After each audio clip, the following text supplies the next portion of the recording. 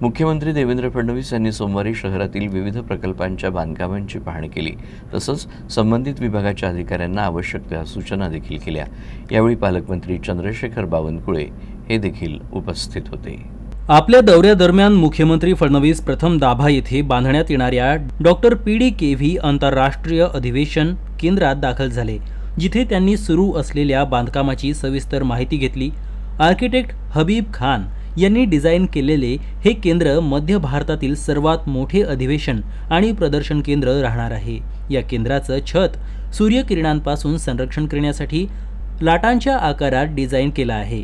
तसेच या केंद्रात 22 एकर जागेत सौर ऊर्जा निर्माण केली जाईल। यासोबतच शेतकऱ्यांच्या प्रदर्शनासाठी एक स्वतंत्र हॉल देखील बांधण्यात आला आहे। यानंतर मुख्यमंत्री सिव्हिल लाईन्सला पोहोचले आणि विभागीय आयुक्त तसेच जिल्हाधिकारी कार्यालयाच्या नवीन प्रशासकीय इमारतीच्या बांधकामाची पाहणी करत आढावा घेतला। यासोबतच मुख्यमंत्र्यांनी नागपूर विभागीय क्रीडा संकुलातील स्पोर्ट्स हबच्या बांधकामाची पाहणी केली।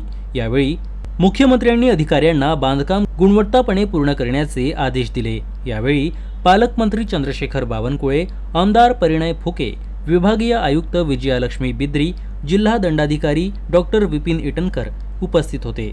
महाराष्ट्र राज्य पायाभूत सुविधा विकास महामंडळाचे MD ब्रिजेश दीक्षित, जिल्हा अधिकारी डॉक्टर विपिन इटनकर उपस्थित होते। महाराष्ट्र राज्य पायाभूत सुविधा विकास महामंडळाचे MD ब्रिजेश दीक्षित हे देखील उपस्थित होते।